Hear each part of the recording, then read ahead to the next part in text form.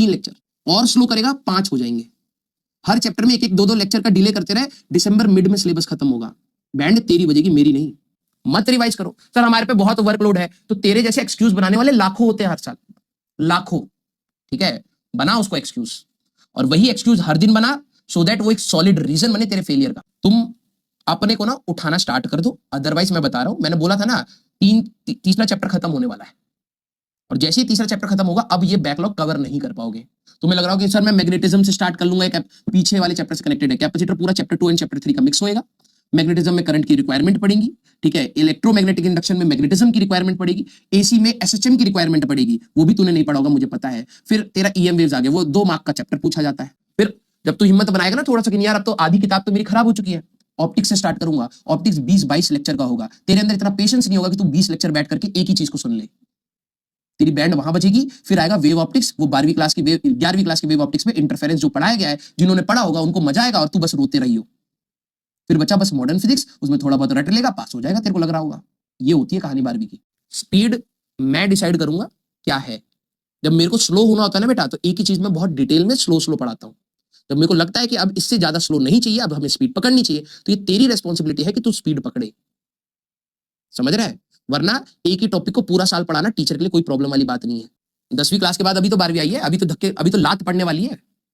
अभी देखना अगले साल, अभी अक्टूबर से देख लियो तेरे को कैसे लात पड़ती है।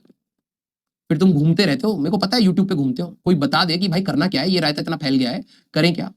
और पढ़ने वाले आप ही के बैच से अगले साल देखना, आप ही के बैच से मिलेंगे। फिर तुम नीचे कमेंट करना, ठीक है, कि आज यार हमारे साथ तो नहीं खड़े हो सर। उन बच्चों का क्या जिनका सिलेक्शन नहीं हुआ, 2 साल कहां थे? आज जब पढ़ा रहा हूं तो तुम में से किसका सिलेक्शन हुआ है? किसी का नहीं ना। अभी तो सबके साथ है, तू अपने साथ भी नहीं है, तू टीचर के साथ भी नहीं है।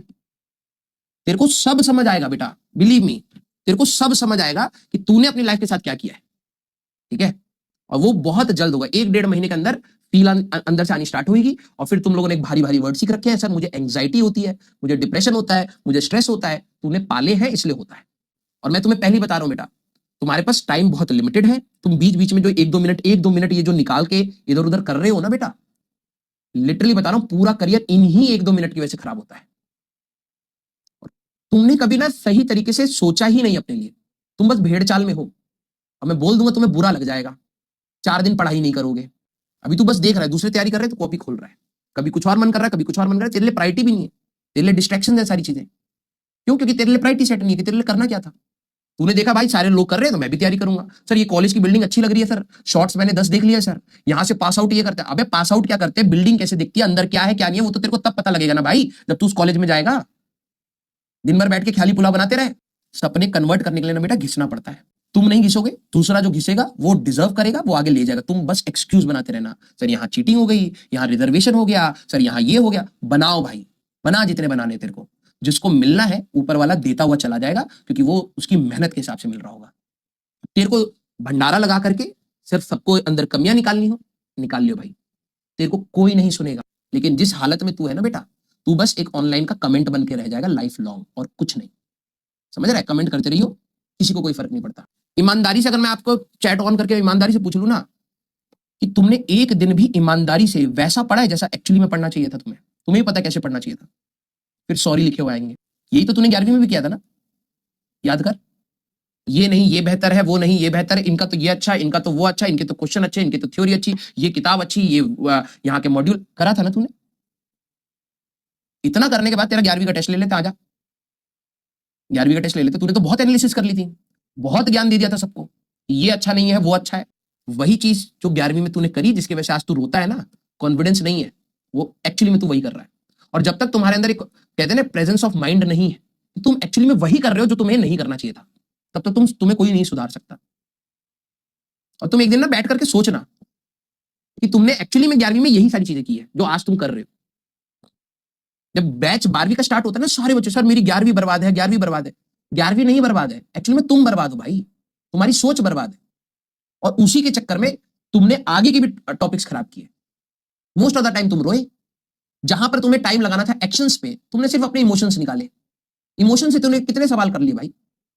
सवाल तो भाई पेन से ही घिस करके ही निकालेगा ना भाई आंसर। बहुत बुरा होने वाला है उन बच्चों के साथ। इसमें ये मत बोलना सर आप बद्दुआ क्यों मांग रहे हो, मैं बद्दुआ नहीं मांग रहा हूं, मैं रियलिटी बता रहा हूं। मैं उस एग्जाम की तैयारी कराता हूं जिसमें सिलेक्शन रेशियो बहुत कम है। हंसी मजाक से इसलिए कराया जाता है क्योंकि सिलेक्शन रेशियो भी कम है और स्ट्रेस भी बहुत होता है। लेकिन अगर तू उसको आउट ऑफ लाइन ले जाए, बदतमीजी वाले कमेंट्स लिखे, इससे सिर्फ तेरा ही खराब होगा और बहुत गंदा खराब होगा। ठीक है, तू पैसे भी ज्यादा लगाएगा कॉलेजेस में जाने के लिए, प्लेसमेंट 2-3 लाख रुपए की मिलेगी, फिर पता लग जाएगी कि जिंदगी होती क्या है।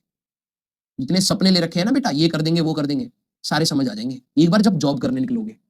सुधर जाओ, ठीक है, वरना रियलिटी इतना तेज का थपेड़ा मारेगी ना तुम्हारे मुंह पर, संभाल नहीं पाओगे और तुम रियलिटी में नहीं संभाल पाओगे। क्योंकि तुम लोगों के अंदर ना एक है कि भाई मुझे एम्पैथी चाहिए, सिंपैथी चाहिए, मुझे लोग पूछें, मुझे लोग पुचकारें कि भाई यार तेरे साथ गलत हो गया।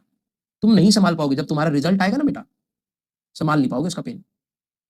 झुंड बना करके 10-12 जिनके मार्क्स नहीं आए, एक दूसरे को समझाना, तब पता लगेगा कि होता क्या है। पेरेंट्स के अंदर कुछ कमी हो जाएगी तो 10 पॉइंट्स बना करके बैठ जाओगे कि यार पेरेंट्स में ये कमी थी। टीचर के अंदर हल्की सी कमी आ जाएगी तो तुम 10 क्या 20 बनाकर बैठ जाओगे, यार सिस्टम से ये नहीं मिला।